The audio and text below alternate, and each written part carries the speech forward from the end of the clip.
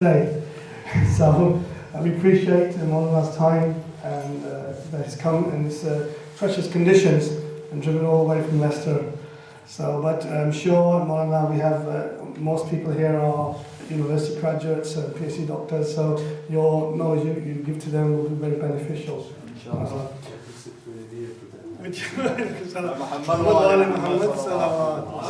اللهم صل على محمد.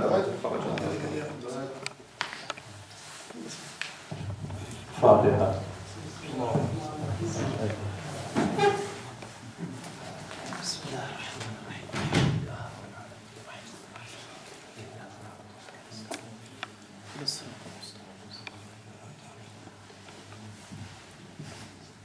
أعوذ بالله من الشيطان اللعين الرجيم. بسم الله الرحمن الرحيم.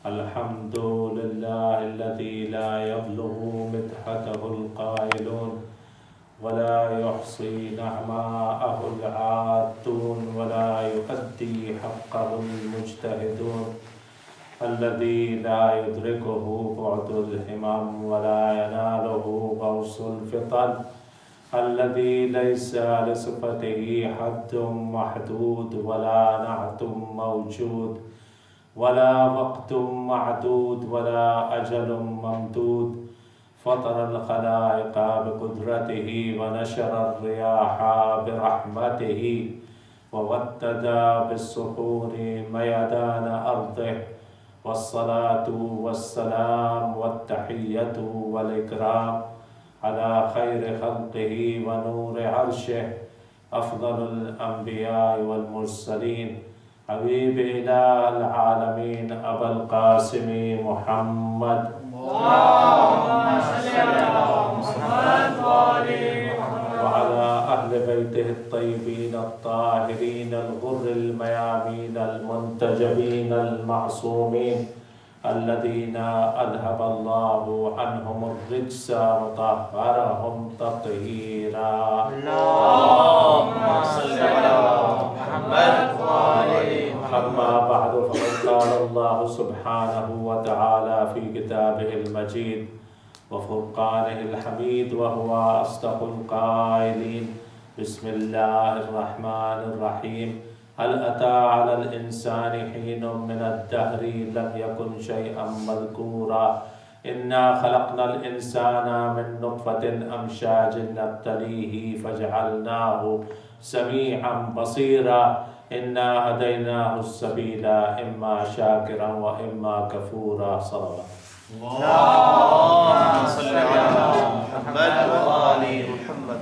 As all of you are university graduates, as Brother Imran has just announced, each one of you is equivalent to 1,000.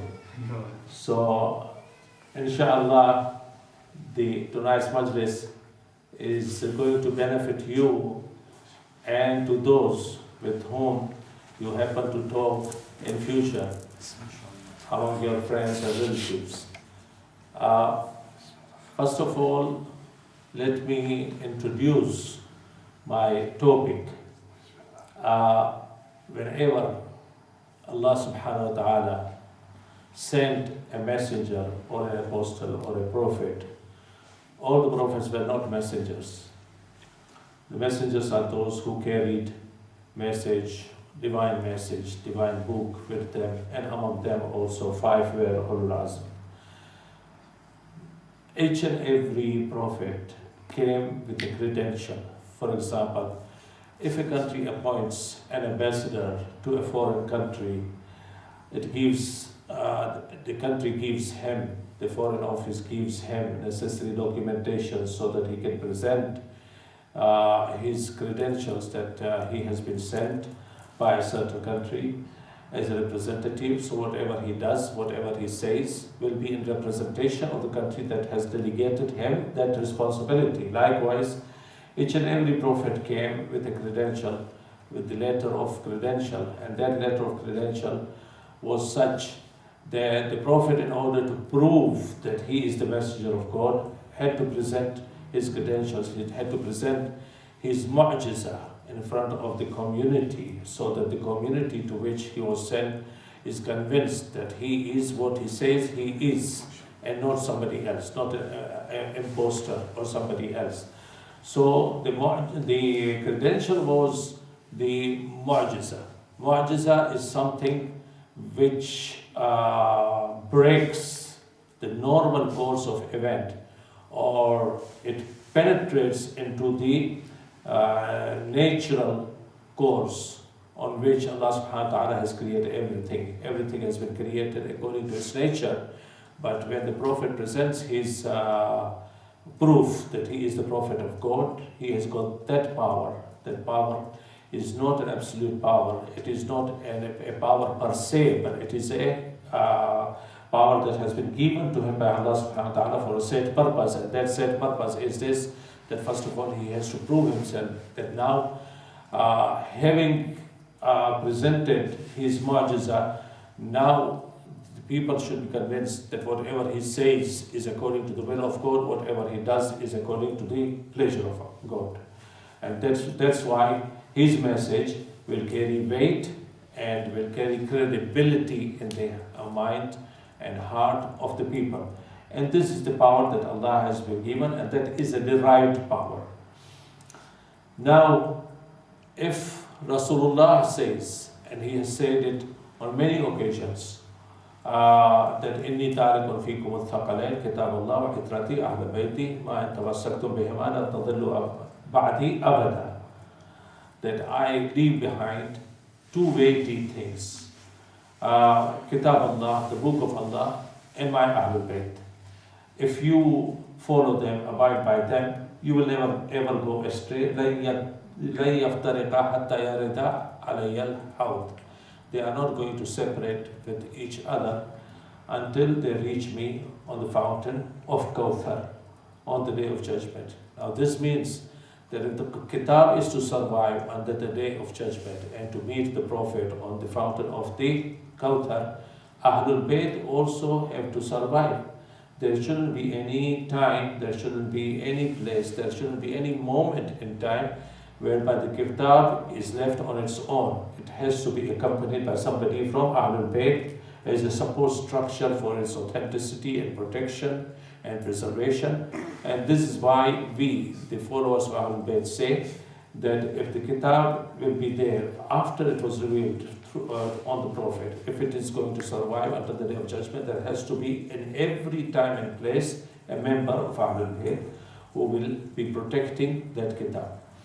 Now here in Surah Al-Zahra, the Quran that was presented by the Prophet, every Muslim will say that it is a mu'jiza, it is a living mu'jiza, it is a surviving mu'jiza, it will survive until the day of judgment, and this thing.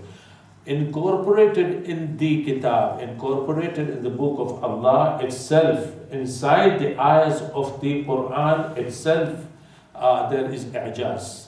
There is i'jaz.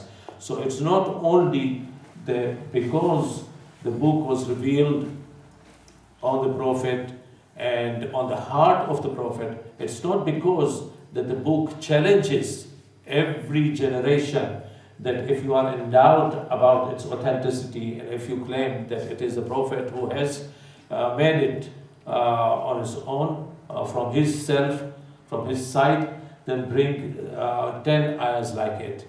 Then it reduces its challenge and says, bring one ayah like it if you are truthful in your claim, and call on anybody you like to help you, to be your co-helpers in order to present 10 ayahs. Then it became one ayah, فَأْتُوا بِسُورَةٍ مِثْلِهِ وَادْعُوا مَنِ اسْتَطَعْتُم مِّن دُونِ اللَّهِ إِن كُنتُمْ صَادِقِينَ, and then call anybody you like for aid or for support apart from God if you are truthful in your claim. There was no response, there is no response, there will never be any response. Now, if the Quran is to be the book of Ijaz, is a mu'jiza per se, then Ahlul Bayt, the two weighty things, the Ahlul Bayt also should be full of Ijaz. And the Ijaz of Ahlul Bayt is this, that in their time there is nobody like them in knowledge, in wisdom, in hilm, in every good quality you could think about. Nobody like them. They were matchless in their time. So whenever each Imam derived the responsibility, took the responsibility of Imamat, then in his time there couldn't be anybody like him in his knowledge, in his ibadat, in his wisdom, in his foresight, in everything, in every good quality. And that is why when Surah Al-Dahr, now this Surah Al-Dahr, which is also called Surah Al-Insan, of which 2 or 3 ayahs I recited in the beginning, but I recite more in order, not that I want to extend my majlis to 1 hour, but I want to prove one point, that if I claim, and I've just claimed, that in itself there is i'jaz in the Quran, in its ayahs, in its expressions, in its eloquence, in everything, then we have to show that how is this i'jaz. The i'jaz is such that if it is being revealed to a people who were situated at the peak of eloquence in their time, that they were so much expert in saying poetry, in arguing with each other, debating with each other, and being literalists, so to speak. Although they were illiterate, they could not write and read. Very few of them were able to write and read, whom you can count on your fingertips. But yet the message of the Quran came to them as a shock that they had heard nothing like it in balaghat, in fasahat, in eloquence, that it affected them so much that whenever they would hear the ayahs of the Quran, they would put their fingers inside their ears in order to stop it, in order to stop the sound of it, in order to stop the effect it was having on their feelings and on this thing. Now these are the established facts which are narrated in history, which I have just stated. What people do not think, including we who call ourselves the followers of Ahlulbayt, we do not think. Now you see, the Quran is there. It is an amanat, it is a trust in our hands. Imam is in Halat al-Ghaiba, and he is in occultation, but that doesn't mean that he's not aware of what is happening. He gets his reports, and he is aware about the deeds and the actions of his Shias. Plus, the Quran bears testimony to the fact that on the night of Qadr, تنزل الملائكة والروح فيها, inside it, تنزل الملائكة. It is, the tense is a present continuous tense. It is not that something that happened in the past or it will not happen, but it is present continuous. It is now, happening now.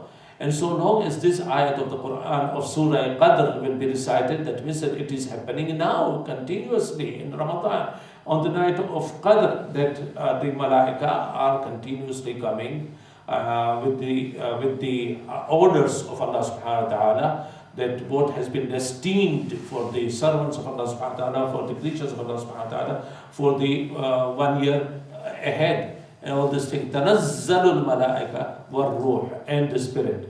And some Mufassirin say that here Ruh means Jibreel Amin. Some say it means something else, because Jibreel is in any case included in Malaika, and here he distinguishes what Malaika are and what Ruh are. Two different terms have been used in this ayat. So if it is meant Jibreel, then Jibreel is already included in the angels.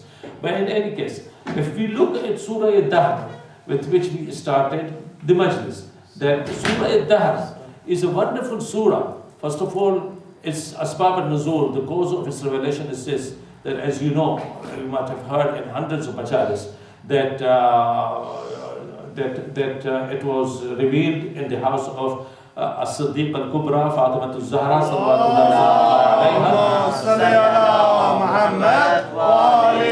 and the occasion was this, that Hassan and Hussein were ill, and Ali and Fatima had taken a vow that if Hassan and Hussein are going to recover, then they are going to fast 3 days. Vow was not that they are going to fast without suhoor.